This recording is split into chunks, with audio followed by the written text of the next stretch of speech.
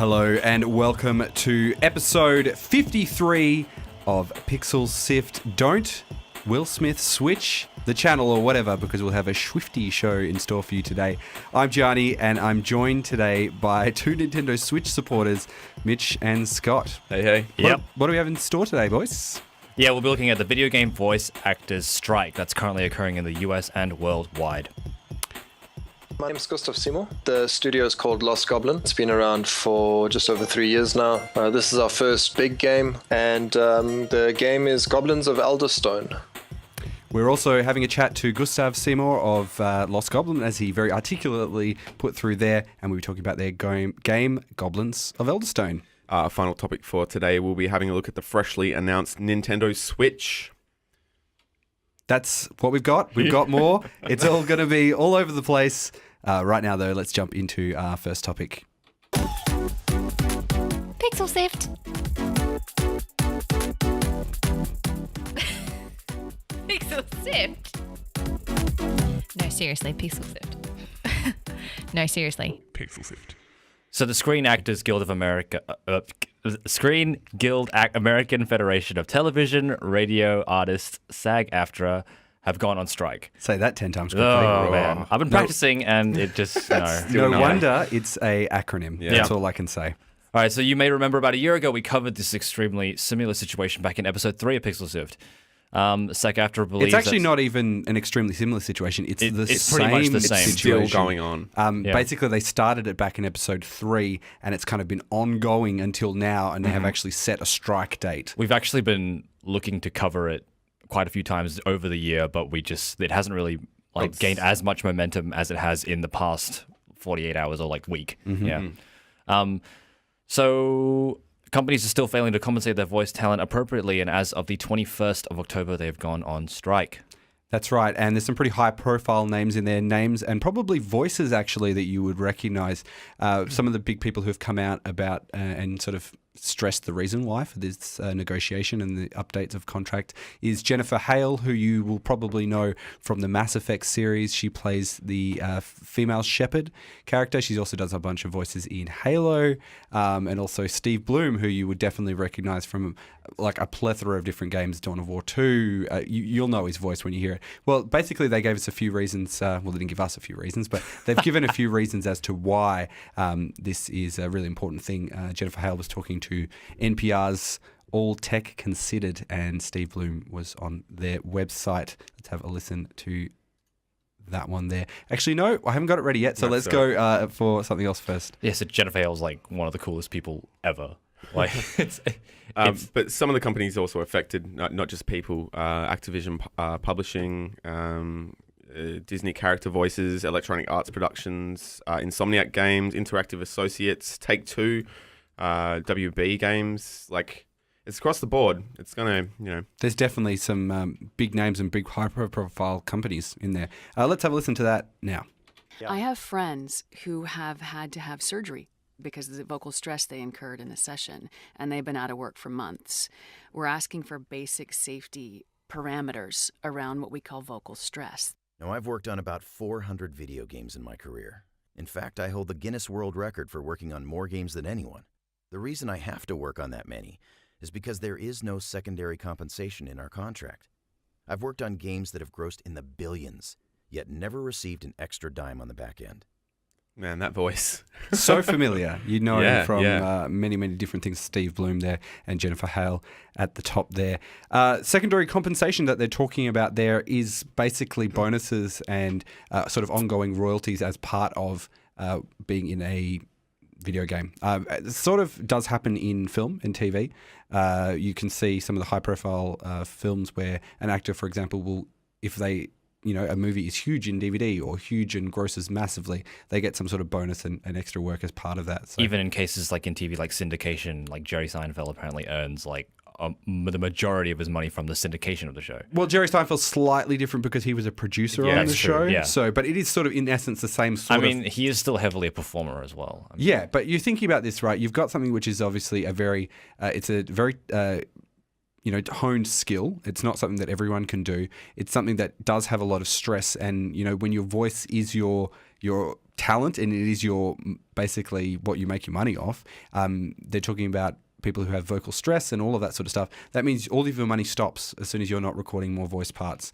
So that's why there's this untenable sort of situation where people are not able to, have a good safety net underneath. So it's also in terms of they're talking.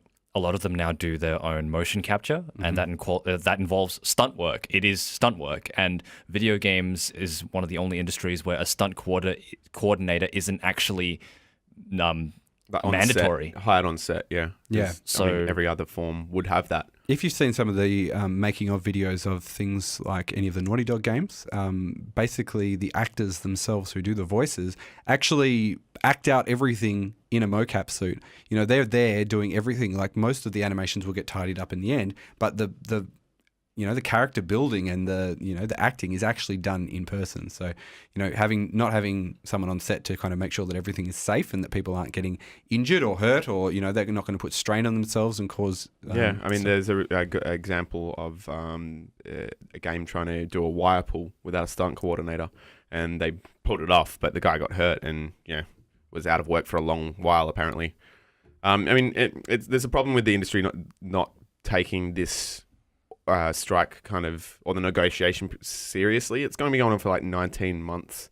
And it's just like I said, it's like they're not being taken seriously. For instance, like there is a response to concerns about vocal safety. They offered to put more tea and water in the booths for the actors, which they already do, but they, it's just chump offerings.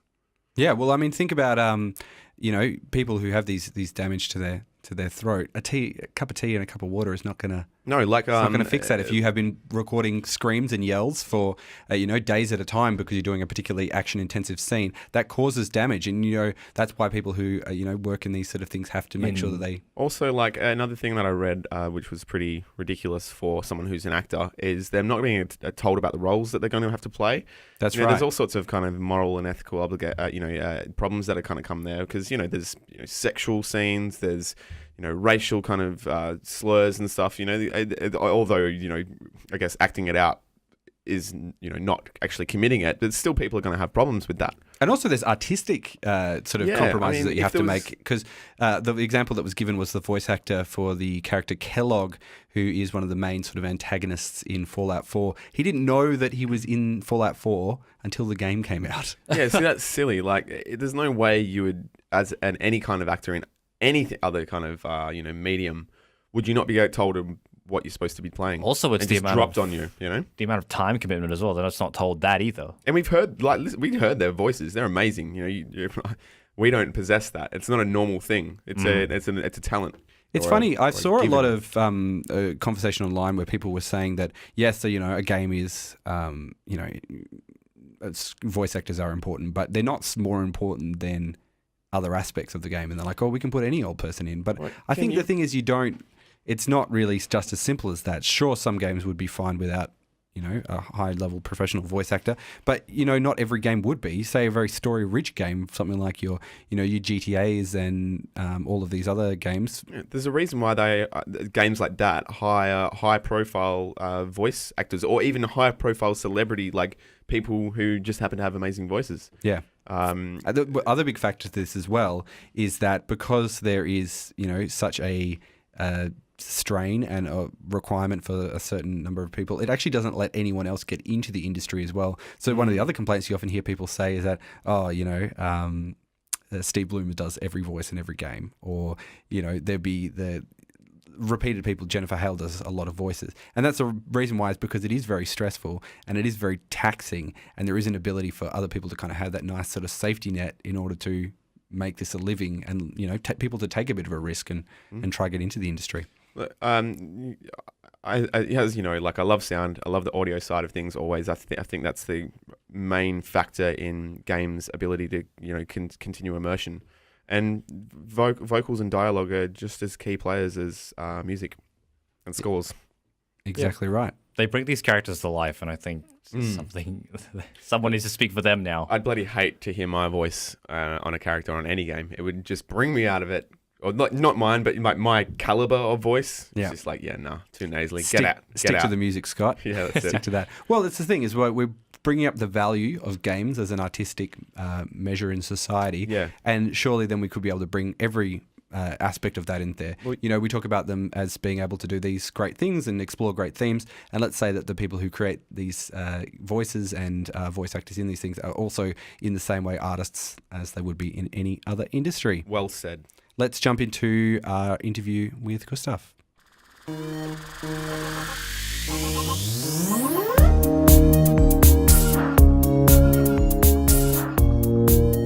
listening to Pixel Sift. This weekend, I spoke to Gustav Seymore. Actually, no, I didn't. I was there. You did not speak I to was him. planning to. Mitch did. I was there in spirit. I lost my voice on the weekend, so I wasn't doing any speaking at all. And Mitch spoke to Gustav Seymore. He's from Lost Goblin, which is based in Auckland, New Zealand. We spoke all about his game, Goblins of Elderstone. Are you noticing a little bit of a theme here? Yep. And he told us all about it.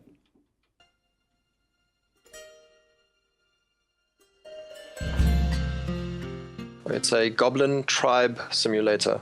So it's a city builder with a bit of a twist. It's got light RPG and sort of 4X grand strategy elements. And yeah, you are the goblin king or queen of a tribe. You create a new tribe every time you play. You randomize your world. You pick an environment to start playing on, and then you build a village. You grow your tribe, initially only with one clan and eventually multiple clans. You try and survive against the odds of the world and the NPCs in the world map. As the tribe grows, as the clans grow, you will need more resources. Then you can raid other locations in the world map. You can trade with NPCs, and you will also engage in text-based RPG story moments that are randomized. And eventually, you will also be dealing with the gods that you pick at the creation point in the game when you start. You mentioned a 4X, was that a combat system? What does that actually mean? Well, 4X grand strategy. So it's 4X games are, I think the X's are expansion, exploration, extermination, and... Don't worry about it. We'll yeah, so it's a genre of gameplay. So in ours, the exploration is the world map. You scout the tiles around you to explore the map to find the other NPCs. Exploitation is the resources. You exploit the resources. Extermination is, well, if you basically conquer everyone else. And expand is the other one. You expand your influence on the region map. So it's got elements of all of that on the strategy layer of the game, but its core gameplay is a city builder, a survivalist city builder. Awesome. So are the maps procedurally generated? Yes. So every time you play, you can choose the size of the map that you want to play, which will obviously determine the length of your game, and the difficulty, and there'll be future settings that we'll add as well to customize your gameplay. And then on the region map, there'll be a number of NPCs based on the size of the map, and those world maps are made out of different tiles that are made out of different environment types, like mountain, grassland, swamp, forest, whatever. And yeah, so those are randomized every time you play, and you can randomize it. There's a button to randomize. Does that make designing the game mechanics difficult? It makes it different. The balancing comes within the systems. So if you plan ahead that it will be a procedural game, then you create your systems to accommodate that. So you still have to balance all the systems, obviously, and you need to test for big outliers. If somebody rolls a map that only has good or only has bad things, it still needs to be playable. But yeah, it's a different challenge. So how did your team form? So most of us, well, all of us have worked together at studios before. When we founded, three of the core team were working at Gameloft in Auckland, and were leads on projects and worked really well together, and decided at the time that we wanted bigger things and we wanted to make our own games and have our own studio. So that's how we formed, and subsequently all the other members, we've worked together at different studios since. What are the best aspects of City Builders, and what are you aiming to improve on? One of the reasons we wanted to make this game was, at the time, we were playing Banished. we're big fans of city builder games. I play almost everyone that comes out, and we felt what was lacking in the city builder games that when we were discussing was an end game. You usually get to a state in these city builder games where you've kind of figured out all the systems, you've gotten good at setting up your city, and then it would kind of get a bit boring because there wasn't anything else happening. There were no threats big enough to throw the system into chaos, and that's why we chose goblins as our race, because inherently they're chaotic, and we felt like this was a good way to inject what we call chaos systems into the design, where things could be going really well, and then because a goblin is upset because you haven't looked after a certain element in the game, they might start stealing from another clan or burn down a building and then throw your system into a little bit of chaos, and then you have to deal with that. So yeah, it's most city builder games have some element of that, but that's something that we wanted to kind of focus on and strengthen. What's the game development scene like in Auckland and New Zealand? It's growing a lot. I moved to Auckland 5 years ago, and when Gameloft opened here, and Gameloft has since come and gone, and many indie studios and other studios have popped up since. So it's a pretty big community now. The game developers meetup in Auckland is where we launched the Kickstarter campaign, and the launch went really well. There were lots, some of the meetups have a few hundred people. And we recently had the New Zealand Game Developers Conference, which was quite large. I don't remember the exact number now, but I think it's 2,000 game developers in New Zealand, and I'd say half are in Auckland. So it's quite big. It's definitely grown, and it's very healthy. Awesome. So what would you like to see change to help the New Zealand scene grow? The biggest problem we have is what I think most Indies anyway have is funding. Melbourne, for example, in Australia has a really good funding model. They had, and now again, we've got a good community. We've got all the skills. We've got excellent students coming through some of the tertiary institutes. Relatively easy to hire skilled people from overseas. The one thing we don't have is funding. Funding is extremely difficult, and we're hoping, the NZGDC is working really hard with the government to try and change that. The films industry obviously gets a lot of funding, but hopefully games can eventually get some of that funding as well.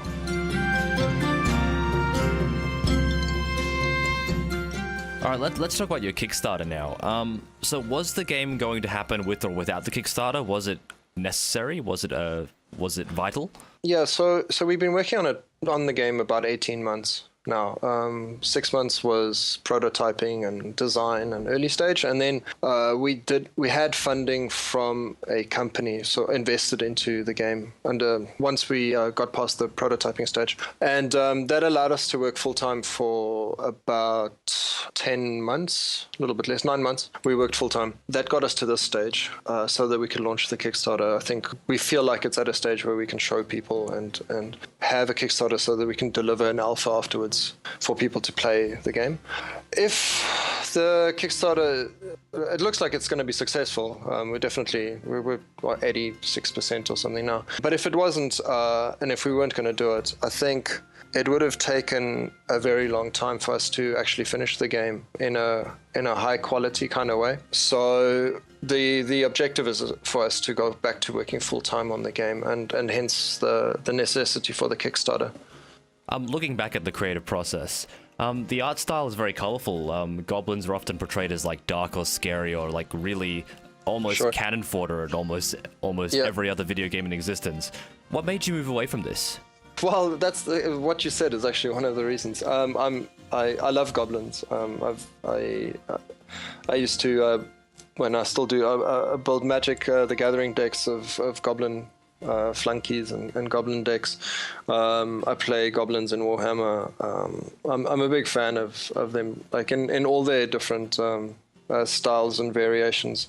I just think they can be quite cute in their chaotic nature. And yes, they're always cannon fodder. They get mercilessly slaughtered by everyone. So we thought it would be kind of fun to have a village builder to or a game where they were the protagonists and they're the heroes, and you're just building your village, you're just minding your own business, and heroes show up and try and murder everyone, and the heroes come off as the bad guys. If an adventuring party arrives on your map and tries to slaughter all your villagers, you might have more sympathy for goblins the next time you play D&D or something. Thank you very much for your time, Gustav. Thanks so much, Mitchell. Really appreciate it.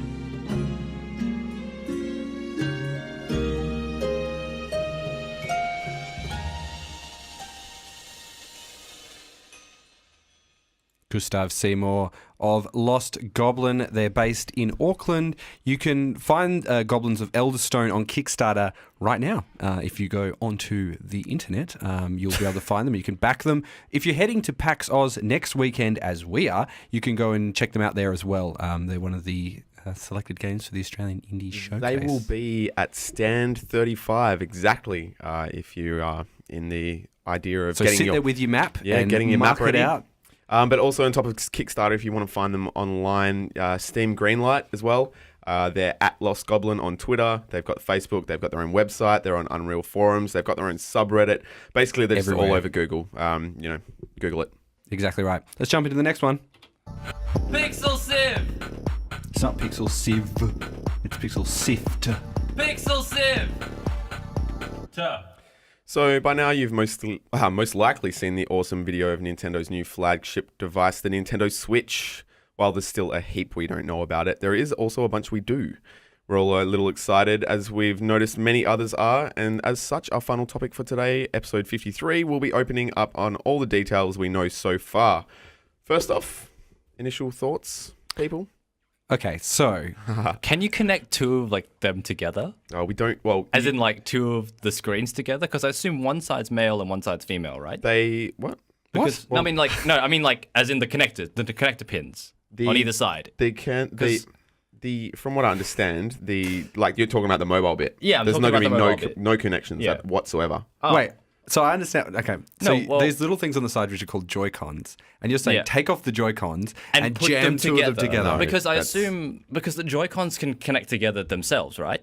Or They connect into they've got another They've got little- a grid. Oh, okay. I completely misinterpreted this whole product because I So- thought they were kind of like a I think railing that's system. It's an interesting insight into the way that Mitch's mind Let me works give you a there. rundown, Mitch. Yeah. So you've got the dock, which is basically how it will connect to video, like how to connect to To a TV and TV. stuff. Yeah. Then you've got your Joy-Con controllers, which in the middle of that is your Joy-Con grip. Yep.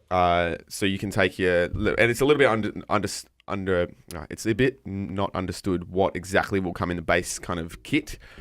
But the dock, It's ambiguous. yeah, at the moment we're not sure. I mean, like I said, all of this is a little bit unsure. That's what we're definitely not going to go into any specs or anything because that is just up in the air, rumored details. It'll have 10,000 teraflops. 10,000 graphics. You heard it 10,000 here points.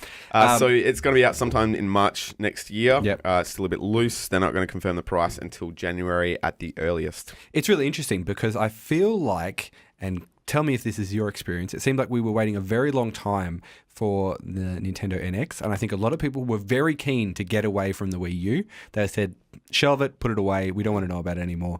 It just didn't have obviously the commercial success of the Wii. Everyone kind of that I know of basically went out and got one with a Wii, but no one I knew, like I know one person who owns a Wii U, and they run a Nintendo podcast.